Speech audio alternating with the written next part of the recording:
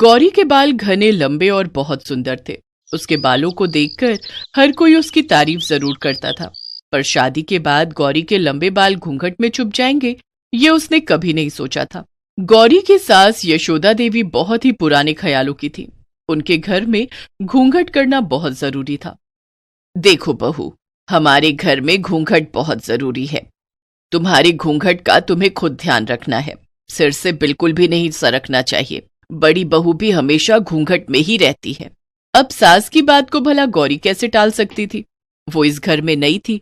उसने घूंघट में ही हाँ में सिर हिला दिया। यशोदा देवी कमरे से चली गई। सच कहूं तो मुझे तुम्हारे लिए बहुत बुरा लग रहा है गौरी। मैंने सुना था तुम्हारे बाल बहुत लंबे हैं, जमीन छूते हैं, पर अब इन लंबे बालों का कोई फायदा नहीं। तुम्हें तो इनका जूड़ा बनाकर अपने लंबे बालों को घूंघट में ही रखना है। माफ करना, मुझे हंसी आ गई। अच्छा, मैं चलती हूँ। तभी गौरी का पति सूरज आ जाता है। आप तो मुझे झूठ ही कहते थे कि आपको मेरे लंबे बाल सुंदर लगते हैं। अब देखो ना, मेरे ये लंबे बाल तो घूंघट में ही रहते हैं। आप तो बेकार ही तारीफ करते रहे। मेरे बाल तो अब हमेशा घूंघट में ही रहेंगे। तुम खुश नहीं हो ना गौरी मुझसे शादी के बाद? सूरज थोड़ी उदासी के साथ ये बात कहता है। नहीं नहीं, ऐसी बात नहीं है। मैं तो बस इस घूंघट की वजह से, वो मेरे लिए ये सब नया है ना, इसलिए थोड़ी परेशान हो रही हूँ। मेरी वजह से आप अपना मन खराब मत करो। मैं इस शादी से बहुत खुश हूँ। उस समय गौरी ने बात को संभाल लिया ताकि सूरज को किसी बात का बुरा न लगे, पर यह सच था कि गौरी हर समय बालों को बांधकर घूंघट करने में बहुत तंग आती थी। जरा सा भी गौरी का घूंघट सिर से हटने लगता तो उसकी सास उसे टोक देती। गौरी बहू, मंदिर जाने के लिए सब तैयार हो गए हैं। एक तुम हो कि इतनी देर लगा रही हो। गीले गीले बालों में जूड़ा बांधना पड़ता है। माँ जी आवाज लगा रही है, क्या करूं? माँ जी, वो आज गौरी ने सिर धोया था, बाल सुखा रही है। मुझे लगता है उसे तभी देर हो गई। अब इतने लंबे बालों को समेटना भी तो कितना मुश्किल है, वही समेट रही होगी। बस, आज सिर धोना जरूरी था। जब पता है कितने लंबे बाल हैं तो सिर को एक दिन पहले धो लेती। पता नहीं आजकल की बहुएं बड़ों की बातें कब मानेंगी। अब जाओ और बोलो ढंग से घूंघट करके आएगी। मंदिर में बहुत से लोग होते हैं।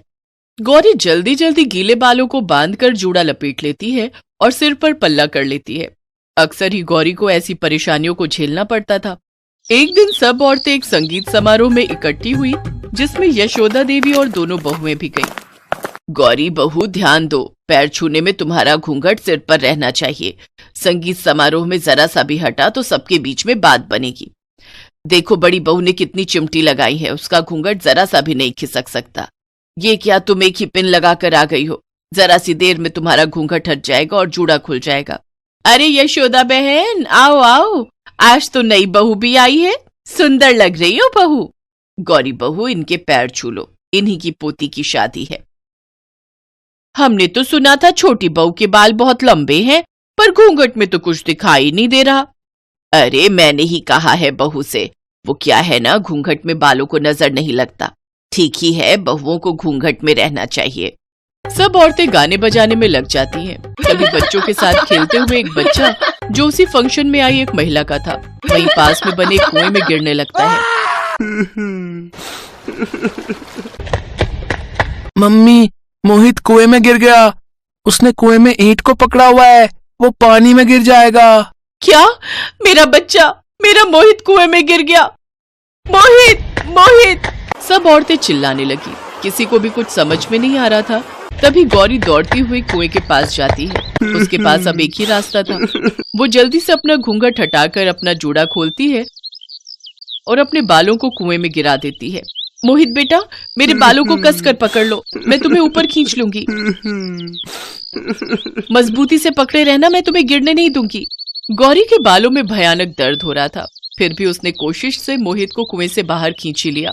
सब औरतें गौरी को देख रही थी। गौरी के बहुत सारे बाल टूट चुके थे, पर मोहित ठीक था, इस बात से गौरी को तसल्ली थी। गौरी बहू, आज तुम्हारे लंबे बालों की वजह से मेरे बच्चे की जान बच गई, वरना हम सब तो कुछ नहीं कर पाते। तुम्हारा बहुत बहुत शुक्रिया गौरी, तुम बहुत साहसी हो। अरे तुम्हारे तो बहुत सारे बाल टूट गए, दर्द भी हो रहा होगा। कोई बात नहीं, मैं थोड़ा गर्म तेल लगा लूंगी तो ठीक हो जाएंगे। और फिर बालों का क्या है, टूट गए तो कोई बात नहीं है, दोबारा आ जाएंगे। क्षमा करना माँ जी, वो मोहित को बचाना बहुत जरूरी था, इसीलिए मैंने घूंघट। रहने दो बहू, घूंघट करने की कोई जरूरत नहीं है। तुम्हारे बाल ऐसे ही अच्छे लगते हैं। अब से तुम घूंघट नहीं करोगी, अपने बालों की चोटी बनाओगी। क्यों, मैं सही कह रही हूँ ना? हाँ, तुम्हारे बाल बहुत सुंदर हैं, इन्हें तुम ऐसे ही खुला छोड़ो। आंटी के बाल तो बिल्कुल रस्सी जैसे हैं। मैं इन्हें पकड़कर ऊपर आ गया, नहीं तो मैं कुएं में गिर जाता। मम्मी, मेरा बच्चा। सब औरतें गौरी की बहुत तारीफ करती हैं। उस दिन के बाद गौरी ने बालों को घूंघट में छुपाना बंद कर दिया। वो अपने बालों की सुंदर चोटी भी बनाती और उन्हें खुला भी छोड़ती। अब उसे लंबे बालों के लिए कोई रोक टोक नहीं थी। यशोदा ने अपनी दोनों बहुओं को घूंघट के लिए मना कर दिया। सच तो यही है कि इज्जत और सम्मान व्यक्ति के व्यवहार और बातों में होना चाहिए। व्यक्ति का व्यवहार ही उसके चरित्र को महान बनाता है।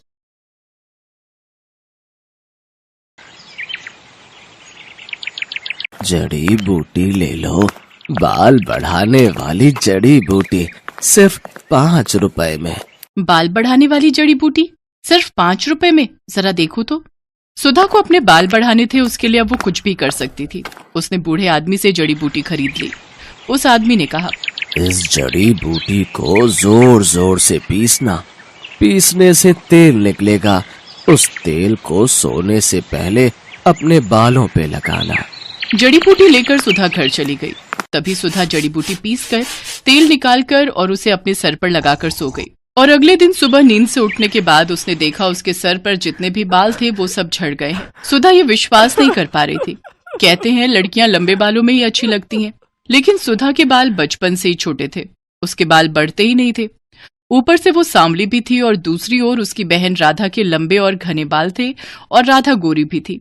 इसीलिए राधा बचपन में हमेशा सुधा को चिढ़ाती थी, तू तो मेरी सगी बहन नहीं है, तुझे तो माँ और पापा रास्ते से उठाकर लाए थे, नहीं तो तू इतनी बदसूरत कैसे है। ये सुनकर सुधा हमेशा रोती थी। माँ पापा देखो ना राधा क्या बोल रही है, माँ पापा देखो ना। राधा और सुधा की माँ शमिता कहती थी, रो क्यों रही है सुधा, राधा ने कुछ गलत तो नहीं कहा, तू बदसूरत है, तेरे सर पर बाल भी नहीं है, मुझे ऐसी बेटी नहीं चाहिए थी। सुधा का पिता भी उससे प्यार नहीं करता था। सुधा को हमेशा हर किसी से नफरत ही मिलती थी। ऐसे ही बड़ी हुई सुधा। हर रोज वो रात को रोती थी और भगवान से प्रार्थना करती थी, हे भगवान कुछ चमत्कार करवा दीजिए, मेरे पैर तक लंबे बाल उगा दीजिए, प्लीज भगवान प्लीज। और इसी तरह सुधा और राधा दोनों जवान हो गए। आज सुधा को लड़के वाले देखने के लिए आने वाले हैं। सुधा आईने के सामने बैठकर तैयार हो रही है। उसके सर पर अभी भी ज्यादा बाल नहीं है। वो आईने में अपने आप को देख ही रही थी कि तभी उसकी माँ आ गई और ताने मारना शुरू कर दिया, यहाँ ऐसे बैठे रहने से कुछ नहीं होगा, जल्दी जल्दी करो, नहीं तो ये लड़का भी हाथ से चला जाएगा। वहां राधा आ गई और बोली, माँ मुझे तो समझ में नहीं आ रहा है कि आप मुझसे पहले इस भूतनी की शादी क्यों करवाना चाहती हो। राधा बेटी, इस भूतनी को तो पहले विदा करना पड़ेगा, नहीं तो बाद में कौन इससे शादी करेगा। एक बार बस ये सर से उतर जाए, उसके बाद मैं तेरे लिए बहुत अमीर और अच्छा लड़का ढूंढ कर लाऊंगी। माँ आप सभी मुझसे इतनी नफरत क्यों करते हो, आखिर मैंने किसी का क्या बिगाड़ा है। तेरे सर पर बाल नहीं है सुधा, तू बदसूरत है बदसूरत, तू मेरी बहन कहलाने के लायक नहीं है। थू। सुधा रोने लगी। वो पूरी जिंदगी रोती ही आई है। अविनाश नाम का लड़का सुधा को देखने के लिए आया। शमिता के कहने पर राधा अपने कमरे में ही बैठी हुई थी, क्योंकि शमिता ने उससे कहा था, बेटी तू कमरे के अंदर ही रहना, नहीं तो लड़के वाले सुधा से रिश्ता नहीं जोड़ेंगे। खैर अविनाश के साथ सुधा का रिश्ता तय हो गया, लेकिन उसके लिए बहुत ज्यादा दहेज देना पड़ा। उस बात को लेकर भी शमिता सुधा को ताने मारने लगी। सुधा मन ही मन सोचने लगी, अपने घर में तो मुझे शांति नहीं मिली, शायद ससुराल में जाकर मैं खुश रहूंगी। सुधा की शादी हो गई और शादी वाले दिन ही अविनाश ने राधा को पहली बार देखा और देखते ही उसके प्यार में पड़ गया। यार मैंने इसे पहले क्यों नहीं देखा, कितनी गोरी है ये, कितने लंबे बाल हैं इसके। इससे पहले मिल लेता तो मुझे इस भूतनी से शादी नहीं करनी पड़ती। लेकिन अब कुछ नहीं हो सकता था। सुधा अविनाश के साथ ससुराल चली गई और ससुराल पहुंचते ही सुधा की सास विमला ने सुधा को 1000 काम थमा दिए। रसोई जाओ और सारे बर्तन मांजो, उसके बाद खाना बनाओ और उसके बाद पूरा घर साफ करो। मत भूलना कि तुम्हें इस घर की बहू सिर्फ और सिर्फ काम करवाने के लिए ही बनाया गया है। ठीक है माँ जी, नहीं भूलूंगी। सुधा बिना थके काम करने लगी। उसकी सास और उसका पति उसके छोटे छोटे बालों को लेकर मजाक उड़ाने लगे। तुम्हारे बाल तो मुझसे भी छोटे हैं सुधा। ये तो पूरी नौकरानी लग रही है। हाँ हाँ, मुफ्त की नौकरी। अविनाश मजाक उड़ाता ही गया और एक दिन उसके साथ राधा की मुलाकात हो गई। राधा को अपने लंबे बालों को लेकर बहुत अहंकार था। वो सुंदर भी थी। अविनाश को उससे प्यार हो गया और राधा भी अविनाश को पसंद करने लगी और एक दिन अविनाश और राधा ने शादी कर ली। राधा अविनाश के घर चली आई। ये देखकर सुधा को जैसे सदमा लग गया। राधा, राधा तू मेरे साथ ऐसा कैसे कर सकती है? तूने मेरे पति से शादी कर ली। चुप रह, समझी ना? अविनाश तो तुझसे प्यार भी नहीं करता है, वो सिर्फ मुझसे प्यार करता है। हाँ हाँ, ऐसे बिना बाल की औरत से कौन प्यार करेगा? मुझे तो लंबे बालों वाली लड़कियां पसंद है। सुधा बस अकेली चुपके से रोती रही। अगले दिन वो बाजार गई और देखा एक बूढ़ा आदमी जड़ी बूटी बेच रहे हैं। जड़ी बूटी ले लो, बाल बढ़ाने वाली जड़ी बूटी सिर्फ 5 रुपए में। बाल बढ़ाने वाली जड़ी बूटी सिर्फ 5 रुपए में? जरा देखो तो। सुधा को अपने बाल बढ़ाने थे, उसके लिए अब वो कुछ भी कर सकती थी। उसने बूढ़े आदमी से जड़ी बूटी खरीद ली। उस आदमी ने कहा, इस जड़ी बूटी को जोर जोर से पीसना, पीसने से तेल निकलेगा। उस तेल को सोने से पहले अपने बालों पे लगाना। जड़ी बूटी लेकर सुधा घर चली गई। रात को सभी सो गए और तभी सुधा ने जड़ी बूटी पीसकर तेल निकाला और उसे अपने सिर पर लगाकर सो गई। और अगले दिन सुबह नींद से उठने के बाद उसने देखा उसके सर पर जितने भी बाल थे वो सब झड़ गए हैं। सुधा को जोर से रोना आ गया। ये क्या हो गया? मेरे सारे बाल झड़ गए, अब मैं क्या करूं? सुधा जोर जोर से रोने लगी और उसे इस हालत में अविनाश, विमला और राधा ने देख लिया। ये क्या, तू पूरी तरह से गंजी हो गई? छी, मैं देख नहीं पा रहा हूं तुम्हारी तरफ, मुझे उल्टी आ रही है। सुधा, तुम निकलो यहाँ से। यहाँ तुम्हारी कोई जरूरत नहीं है। तुम इस घर में रहोगी तो इस घर का नाम बदनाम होगा। सभी ने मिलकर सुधा को घर से निकाल दिया। सुधा रोती हुई एक जंगल में चली गई। जंगल में वो एक पेड़ के नीचे बैठकर रोने लगी। उसी पेड़ पर एक पंछी रहती थी। उसने सुधा को रोते हुए देखकर कहा, तुम रो क्यों रही हो? सुधा ने उस पंछी को सब कुछ बताया। रो मत, ज्यादातर इंसान बुरे होते हैं, इसीलिए तो हम जंगल में रहते हैं। इस जंगल में सब कुछ है, बड़ी से बड़ी बीमारी का इलाज है यहाँ। एक फल है, उसका रस निकालकर सर पर लगाने से बाल बड़े हो सकते हैं। सच? कहाँ मिलेगा मुझे वो फल? मैं लाती हूँ। उस पंछी ने कुछ ही देर में सुधा को फल ला कर दिया।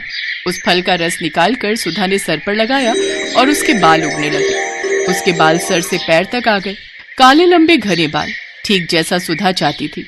सुधा ने पंछी से कहा, अच्छी पंछी, तुम्हारा बहुत बहुत धन्यवाद। मैं इस फल का रस लड़कियों को बेचना चाहती हूँ, उन लड़कियों को जिनके बाल नहीं उगते, ताकि उन्हें भी मेरी तरह परेशानियों का सामना न करना पड़े। सुधा जंगल से निकलकर फल का रस बेचने लगी और एक दिन उसे अविनाश और राधा ने देख लिया। तुम सुधा हो ना? हाँ, क्यों? अरे वाह, तुम्हारे इतने लंबे बाल कैसे हो गए? इस फल का रस निकालकर सर पर लगाने से। तुम बहुत खूबसूरत लग रही हो। क्या तुम मेरे साथ घर आना चाहोगी? ये सब देख और सुनकर राधा को जलन हो रही थी। उसने फल का रस लिया और पूरी बोतल अपने सर पर डाल दी, लेकिन उससे असर उल्टा हो गया। उसके सारे बाल झड़ गए और वो गंजी हो गई। ये क्या हुआ मेरे साथ?